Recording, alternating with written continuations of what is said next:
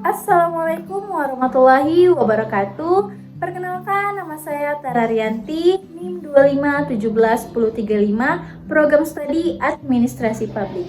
Baik, di sini saya akan menyampaikan atau mereview dari link materi yang sudah dikirimkan oleh Bapak Endri Sanopata di Google Classroom, yang dimana di link tersebut berisi video live yang sudah berdurasi 4 jam dan berisi 5 materi. Nah, di sini saya akan mereview 2 materi saja, yaitu tentang anatomi, kebijakan pusat dan daerah. Nah, di materi pertama ini sangat menarik pembahasannya karena menjelaskan kenapa sih sering terjadi ketidaksinkronan antara kebijakan pemerintah daerah dan pemerintah pusat.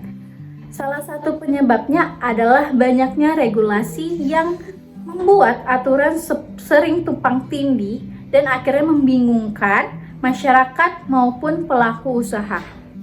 Nah, saya juga jadi paham nih kalau pemerintah pusat dan daerah punya fokus yang berbeda. Pemerintah pusat lebih fokus pada target nasional, sedangkan pemerintah daerah lebih fokus pada kebutuhan masyarakat di wilayahnya masing-masing. Nah, perbedaan ini tuh sebenarnya wajar aja ya teman-teman, tapi bisa banget menimbulkan masalah kalau koordinasinya kurang baik.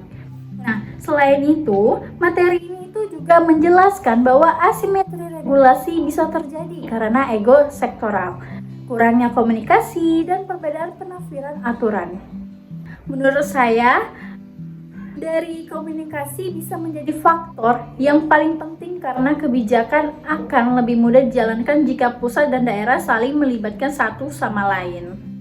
Nah, kesimpulan dari materi pertama itu ya, adanya harmonisasi antara pemerintah pusat dan daerah sangat diperlukan agar pembangunan berjalan lebih efektif. Walaupun daerah memiliki otonomi sendiri, tetapi diperlukan sinkronisasi dan kerjasama yang baik supaya tujuan pembangunan nasional dapat tercapai dan manfaatnya benar-benar dirasakan oleh masyarakat.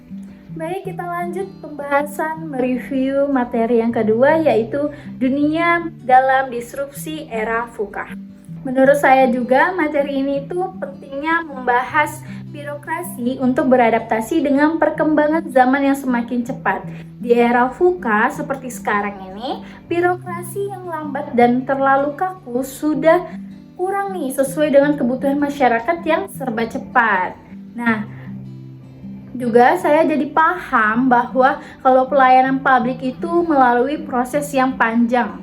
Jadi mulai dari kebutuhan masyarakat menjadi aturan dan kebijakan sampai akhirnya diterapkan dalam bentuk pelayanan. Jadi kualitas pelayanan sangat bergantung pada bagaimana birokrasi itu bekerja. Nah, di materi ini itu juga menjelaskan masih adanya berbagai masalah seperti ego sektoral, tumpang tindih, regulasi dan resistensi terhadap perubahan. Nah, menurut aku juga ya, kalau masalah-masalah ini tuh bisa menghambat pelayanan dan membuat reformasi birokrasi menjadi lebih sulit. Jadi bisa disimpulkan bahwasannya di materi ini itu untuk kita mewujudkan Indonesia Emas 2045 dibutuhkan birokrasi yang lebih adaptif, inovatif, dan terbuka nih terhadap perubahan. Transformasi bukan hanya soal teknologi dan juga perubahan, tapi pola pikir dan kesiapan SDM agar pelayanan kepada masyarakat bisa semakin baik.